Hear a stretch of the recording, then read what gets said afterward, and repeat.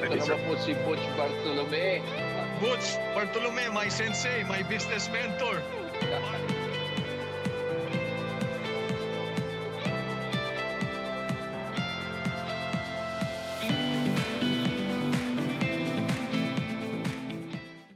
Welcome back!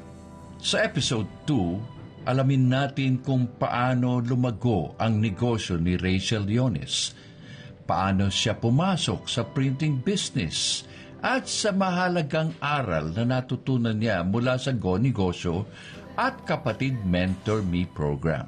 So just imagine, leaving my work na wala akong definite na pupuntahan. Wow, you're in limbo. Parang, I was in limbo. yeah, I was in right. limbo, no? So, kumbaga, parang at that time na-approve yung aking um, clearance to go, wala akong definite na career na pupuntahan. So, So, kinabahan ka na nun. kinabahan na ako. But the good thing about it, when people think na wala kang ginagawa kasi they know na nag-retire ka, akala nila na you're gallivanting.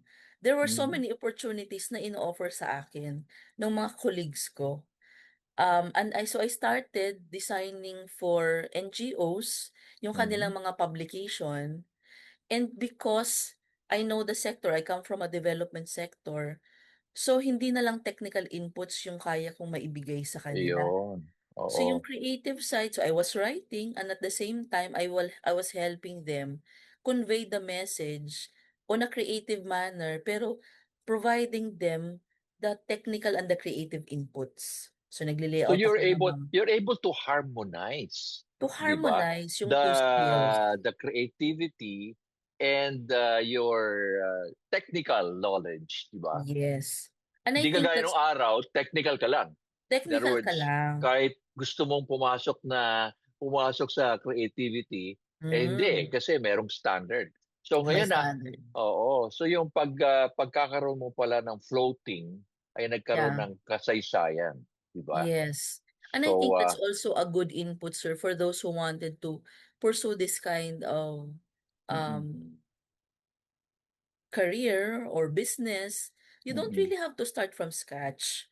Kumbaga, parang try to find a way na what you can harness yung existing skills mo if you can combine that to the new mm, skills. So to correct. me, it was my starting point. Sometimes I'm being hired to write. So my first entry was actually I was hired to write, but then I was already starting to market my new skill. So for Uh-huh. example, this NGO hired me to write, but then I delivered the output na naka-layout siya na parang publication. And that's when they know, ay marunong ka palang mag-layout. Marunong ka pala ng Wow. graphic design. So Uh-huh. there was a project na I was hired initially as a writer. Eventually, I landed doing the layout ng publication na yon. See, galing, galing, galing. But anyway, how did you grow the business aside from the other NGOs? Okay. How big is now you came up with another brand called Mm. Creatively Studio. What is that? Okay. I think for sure hindi mo na 'to maaalala, Sir Butch. Kasi so at that time, I was doing graphic design na, I was doing invitation and all that. More of design lang talaga. I Correct. was more of a freelancer pa, not really an Uh-huh. entrepreneur, more of a freelance designer pa lang. Uh-huh. So, mas mali may I don't have a business background. Kumbaga, you can Okay. be a good designer, pero how do you now convert this into a business? So Correct. that's when I learned about Go Negosyo, Sir Butch. So Okay. nag-a-attend pa ako nun pupunta pa ako sa RFM, pupunta ako kung saan yung hindi pa 3M on wheels yung tawag niyo before eh. Oo, oo. And then there was a mentoring session in I think sa ano yun eh, sa World Trade. That's when I Yeah, that actually was a met summit. That was a that was the summit, right? summit. That was Yeah. actually when I met you. That was a long time ago, huh? That was a long time ago and at that time, there were clients kasi who were asking me, o ikaw ang nag-design, ba't hindi ikaw ang mag-print? So for example, I was designing flyers, I was Oo. designing invitation, parang I was offering very limited service lang. Yung design Correct. lang, tas bahala na kayo mag-print. So sabi Uh-huh. nila, ba't hindi mo i-offer yung print? So I came there, I went to that mentoring session to ask one thing, Mhm. whether I would get a printer, whether I would go into printing. Yeah. And Yeah. so that's when I met you. Uh-huh. So kasi at that time, sabi ko, "Sir, very limited yung funds ko." Sabi Yes. ko, "Do I need to get a machine?" And ayoko naman yung machine na parang hindi quality yung output kasi I have a standard na gusto kong i-offer. So Totoo. I could vividly remember yung sinabi mo sa akin na sabi niya, Uh-huh. "You don't need," parang, very, very symbolic yung metaphor na ginamit mo, sir, eh. Sabi mo Uh-huh. sa akin na, just like any doctor 'no, parang you don't need to have a hospital to be a doctor. Correct. So Yeah. parang to me, okay, I can offer printing services kahit wala pa akong equipment. Mhm. So parang that was the kind of message that you were telling me. Correct. So yun, I started offering the printing services, but at that time, I was still outsourcing. Correct. The word And outsourcing. Yes. Oo. yes, Oo. oo. So in-outsource ko pa 'no, and then, yung husband ko nanalo siya ng, kasi he's a photographer, nanalo siya ng, printer. Wow. So pero it was an office printer. So that was Yeah. my first machine. So, very limited, but then I already started offering until after a year, we were able to acquire our Correct. first digital printer. Exactly. So parang ano yan eh, this is something that's something that you said, no, you shared. You Hmm, cannot have everything in starting a yes, business, di ba? You cannot have, yes, from A to Z. You can yes, probably just start with A, B, and C. And then later on, gradual. Kasi there yeah, are people I spoke and mentored. They want one time, big time. You know, yes, but you're not even sure about the plan eh. Para bang, di ba, yeah, yung foundation mo. yes, Kaya nga, maganda yung ginawa mo because you outsource.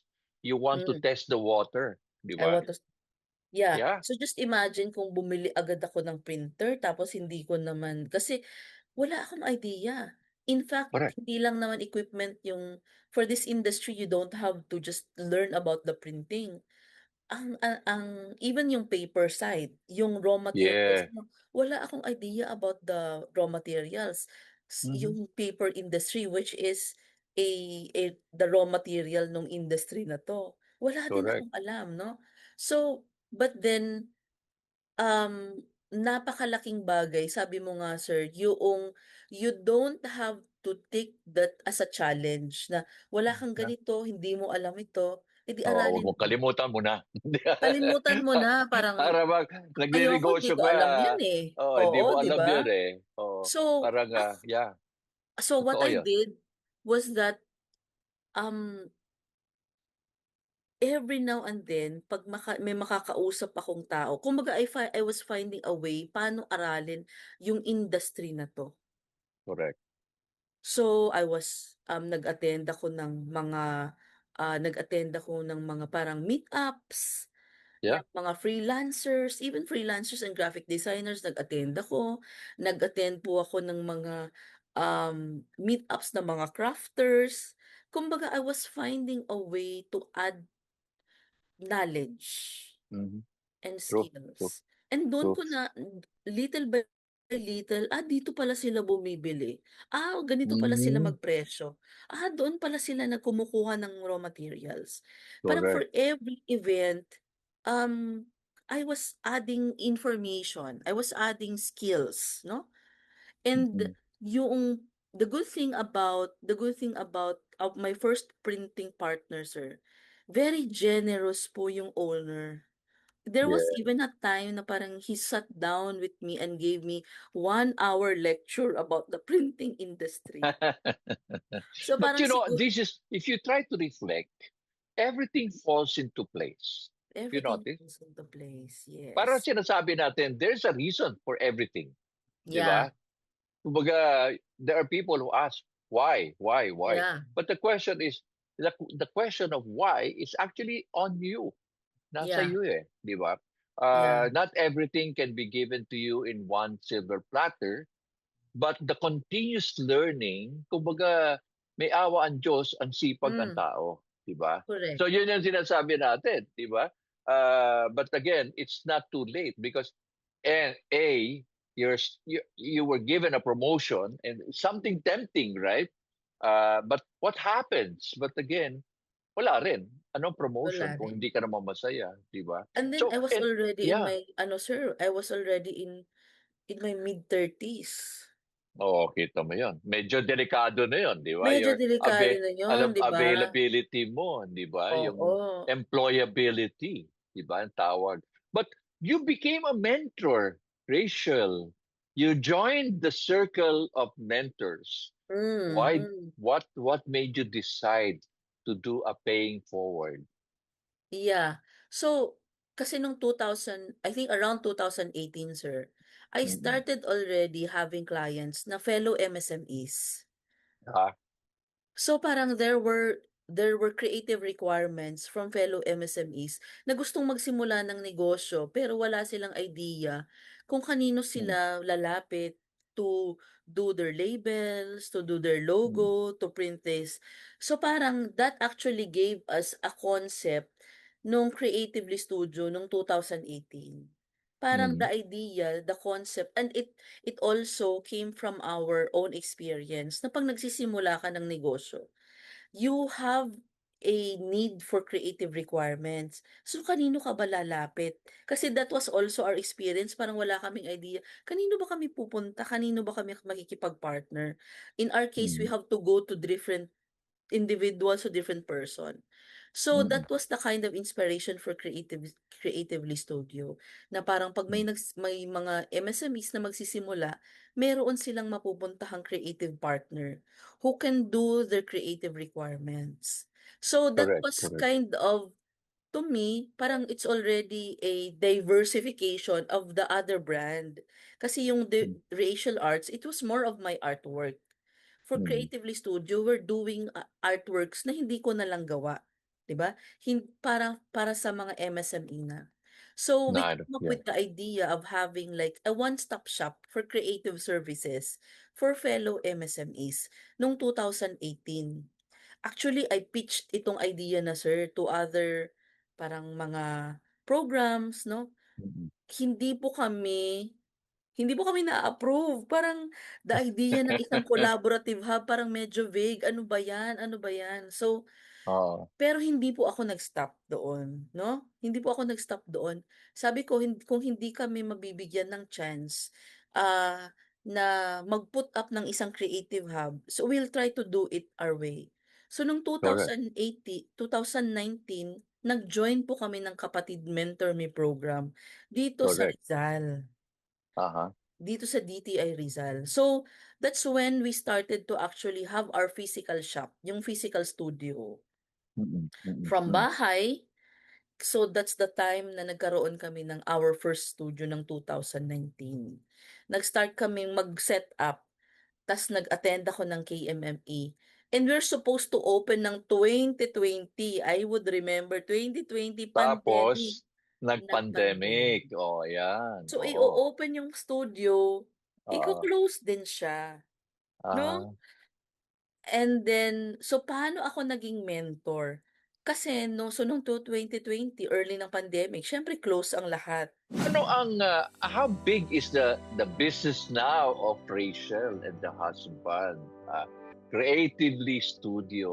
Mismong customers mo nagsasabi, hindi mo naman sila Yeah, binayaran, 'di ba? Hindi ito yeah, yung yeah, mga celebrity binayaran mo just to yes. endorse you, right? Ayan, ito naman po si Butch Bartolome. Butch Bartolome, my sensei, my business mentor.